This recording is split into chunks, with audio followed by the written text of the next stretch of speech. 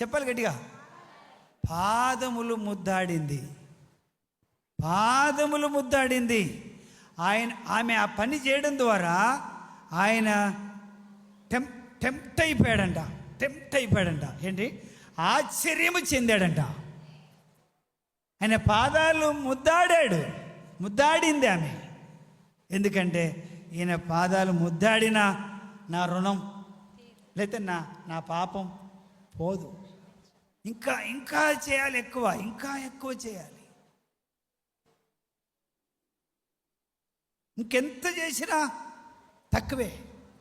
చేసినా తక్కువే అనుకొని అస్తరు పుట్టి పగ్గులు కొట్టి ఏంటండి ఆ కన్నీళ్ళతో పాదాలు కడిగి ఆ పెదవులతో పాదాలను ముద్దాడి తల వెంట్రుకలతో పాదాలు తుడిచి అత్తరు పూసి విలువైందట. అది మళ్ళీ తక్కువది కాదు, విలువైన రేటు కలిగినటువంటి అత్తరుని తల మీద పోసిందా, కాళ్ళ మీద పోసిందా?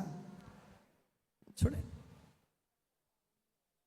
ఆమె విస్తారముగా ప్రేమించింది గనక ఆమె విస్తారమైన పాపములు క్షమించబడ్డాయి. ప్రభుని ప్రేమించడం అంటే, నేను మీకు చెప్తున్న సత్యం దయచేసి వినండి. ప్రభుని ప్రేమిస్తున్నానంటే నీ శత్రువుని ప్రేమించు, నీ భగవాన్ని ప్రేమించు. నువ్వు దేవుణ్ణి ప్రేమించినట్టు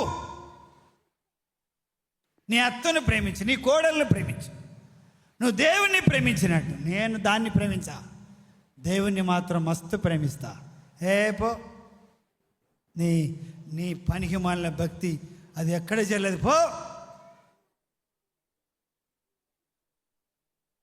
చెల్లని రూపాయి పట్టుకొని తిరుగుతున్నావు. చెల్లని రూపాయి పట్టుకొని దుకాణాలు ఇస్తే ఏం చేస్తాడని ఇసిరి నీ ముఖాన్ని కొడతాడు. చెప్పవేందండి? ఏమనుకుంటున్నావురా? నేను పిచ్చోనా, నువ్వు పిచ్చోడువా? గిద్దే చెల్లని రూపాయి తెచ్చి బెల్లం ఏమంటున్నావు, చెల్లని రూపాయి తెచ్చి బెల్లం ఏమంటున్నావు, చెల్లని పైసా తెచ్చి అని ఏం చేస్తాడు? కోపం వచ్చి ముఖాన కొడతాడంతే. అట్లాగే నేను దేవుని ప్రేమిస్తానా అంటున్నావు. ఏది నీ ప్రేమ అంటే ఇదే. ఏదంటే ఇదే. ఏది? ప్రేమించిన వారిని ప్రేమిస్తే నీకేమీ ఫలము కలుగును. ప్రేమించిన వారిని ప్రేమిస్తే నీకేమీ ఫలము కలుగును. సరే మాట్లాడరండి అండి. కొంతమంది ప్రేమించిన వాళ్ళ సోపతి, కొన్నిసార్లు వీళ్ళు ప్రేమిస్తే వీళ్ళ సోపతి, వాళ్ళు ప్రేమిస్తే వాళ్ళ సోపతి. ఎవరు ప్రేమిస్తే వాళ్ళకే, వాళ్ళ దిక్కే. ఎవరు ఎక్కువ ప్రేమిస్తే వాళ్ళ దిక్కే. నమ్మకం చూడు, కింద చూడకు. ఎవరు ఎక్కువ ప్రేమిస్తే వాళ్ళ దిక్కే, ఎవరు ఎక్కువ ప్రేమిస్తే వాళ్ళ వైపే. దానివల్ల నీకేమి ఫలము కలుగును? మిమ్మల్ని ప్రేమించిన వారిని ప్రేమించిన ఎడల మీకేమి ఫలము కలుగును? ఎవరిని ప్రేమించాలి మరి చెప్పండి? గుర్తుంచుకోండి, దయచేసి గమనించండి.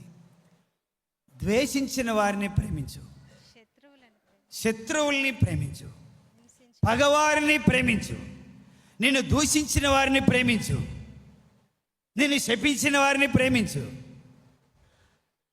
నేను అసహించుకున్న వారిని ప్రేమించు,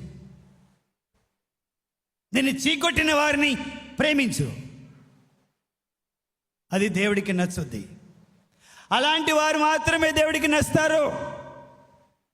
ప్రేమించిన వారిని ప్రేమించే వారికి దేవుడు ఇష్టపడే వాళ్ళని వాళ్ళు